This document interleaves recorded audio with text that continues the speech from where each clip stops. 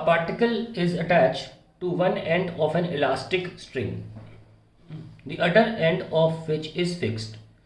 The modulus of elasticity of the string is such that in equilibrium, string length is double its natural length. The string is drawn vertically down till it is 4 times its natural length and then let go. Find the time the particle takes to return to its initial stretched point. सवाल क्या कह रहा है? Particle is attach to one end of an elastic string. तो मान लीजिए आपकी एक जगह फिक्स्ड है और यहाँ तक स्ट्रिंग है, उसकी लेंथ नेचुरली एल है. अब पार्टिकल लगाने पर वो कह रहे हैं कि उसकी इलास्टिसिटी ऐसी है कि वो लेंथ 2l तक हो जाती है. इस पार्टिकल से एल लेंथ और खिंच जाता है. अब बोला जा रहा है sir double it's natural length. अब इसको कह रहे हैं कि 4 टाइम्स इट्स नेचुरल लेंथ तक इसे खींच के यहाँ तक ले आए. तो अब इसकी लेंथ जो हो गई वो 4 टाइम्स हो गई और यहाँ पे इसको छोड़ दिया. अब देखिए कोई वायर जो होता है, अगर हम स्प्रिंग की बात ना करें, जो वायर होता है उसमें इलास्टिसिटी इतनी है कि भाई अपनी नेचुरल लेंथ तक तो वो अटेन कर लेगा, लेकिन उसके बाद वो फर्दर जितनी नेचुरल लेंथ है उससे भी छोटा कैसे हो जाएगा ना, उससे छोटा तो नहीं हो सकता. तो जब मैं यहाँ से इस स्ट्रिंग को छोड़ता हूँ तो पार्टिकल अपनी लेंथ को अटेन करता है पहले यहाँ तक. अगर स्प्रिंग होती तो जितना आप एम्पलीट्यूड देते हो 2l तो उतना ही वो वहाँ तक पहुँच जाती, अपनी नेचुरल लेंथ से भी ऊपर और कंप्रेस हो जाती. लेकिन ये स्प्रिंग तो है नहीं, ये एल के फर्दर कंप्रेस तो हो नहीं सकती. स्ट्रिंग कैसे कंप्रेस हो जाएगी? कंप्रेस तो स्प्रिंग होती है.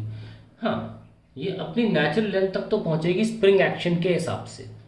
तो वहाँ तक तो हम कह सकते हैं कि हम ये अपना एसएचएम वाला गोला इस्तेमाल कर सकते हैं कि भाई आपका पार्टिकल जो है वो एक्सट्रीम से शुरू कर रहा है क्योंकि आपकी वेलोसिटी जो है वो 0 है.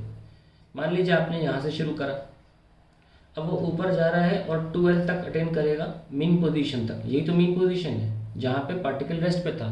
फिर हमने 2l उसको एम्पलीट्यूड दिया तो मैंने पार्टिकल ऊपर ट्रैवल करते करते यहाँ तक पहुँचा और इसका कॉरेस्पॉन्डिंग एरो यहाँ तक पहुँच गया. लेकिन अब ये इसके भी ऊपर l तक जाएगा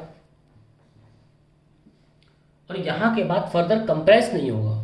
ठीक है, तो ये पार्टिकल जो है यहाँ तक पहुँचने के बाद अब कंप्रेशन ऑफ द स्ट्रिंग नहीं हो सकता.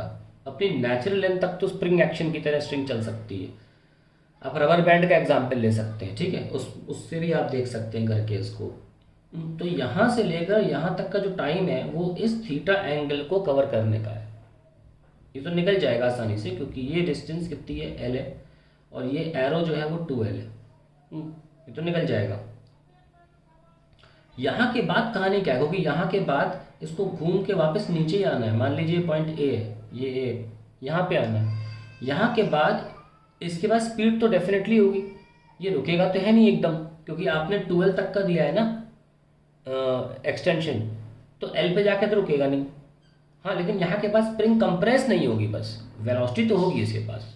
और वेलोसिटी भी निकलेगी तो उसी फॉर्मूले से निकलेगी जो कि नॉर्मली हम देखते हैं, a square minus x square, इस फॉर्मूले से निकलेगी. तो वेलोसिटी आ जाएगी omega 4l square minus l square.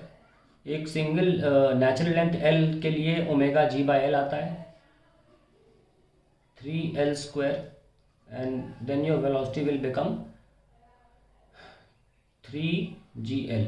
ये आपकी वेलोसिटी आ गई उस पोर्शन पर. तो ये मान लीजिए 2l है, यहाँ के बाद ये पॉइंट l है और ये आपका नेचुरल लेंथ l ये.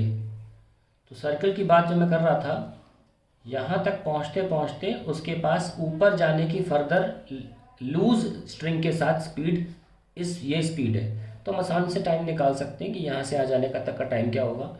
हालांकि ये टाइम तो पहले हम निकाल ही लें एटलीस्ट, क्योंकि ये रास्ता जो है, ये एरो ने जो रास्ता तय किया, ये टाइम, और अपने रिटर्न जर्नी में भी वो ये ट्रैवल करेगा. तो एटलीस्ट ये टाइम तो हम मान के सकते हैं कि 2t थीटा. मैं ऐसे लिख लेता हूँ ताकि मुझे पता चले कि ये वाला थीटा ट्रैवल करने के लिए टाइम है. और कितना है भाई? टाइम होता है डिस्टेंस देते theta upon omega. Now angular distance कितना ट्रैवल किया भाई?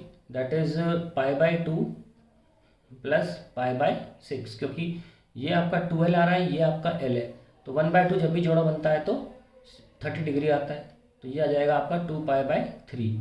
ये आपका एक सिंगल टाइम हुआ और इसको डबल कर दीजिए 2 टाइम्स, क्योंकि टी थीटा होगा θ/ω और लौटने का 2 टाइम्स हो जाएगा, तो आप इसको 2 टाइम्स कर सकते हैं। तो आपका इस हिस्से को तो हमने सॉल्व कर लिया। अब बाकी हिस्सा जो है वो एक तरीके से यहाँ पे स्पीड √3gl है और एक तरह से आपने एक बॉल उछाल दी है √3gl से, और उसको यहाँ तक पहुँच के फिर नीचे आना है, ये टाइम निकालना है। तो लेट अस सी कितना टाइम लगेगा √3gl को ज़ीरो होने में। तो v = u - gt, let me call it t1, इस टाइम को t1 बोलेंगे, zero speed √3gl - g t1। सो आपका t1 आ जाएगा √3l/g, ये आपका टाइम आ जाएगा 3l/g, और डबल टाइम चाहिए 2t1, तो that will be 2√3l/g। So total time जो इस सवाल का आंसर होगा वो होगा 2√3l/g + 4π/3, ये आंसर है। और ये तो हमने लिखा ओमेगा नहीं लिखा यहाँ पे, हाँ ओमेगा लिखना बाकी रह गया है, तो ओमेगा यहाँ लगा दिया। अब ओमेगा g/l होता है 1/ω l/g होगा, तो 2√3l/g + 4π/3 और l/g।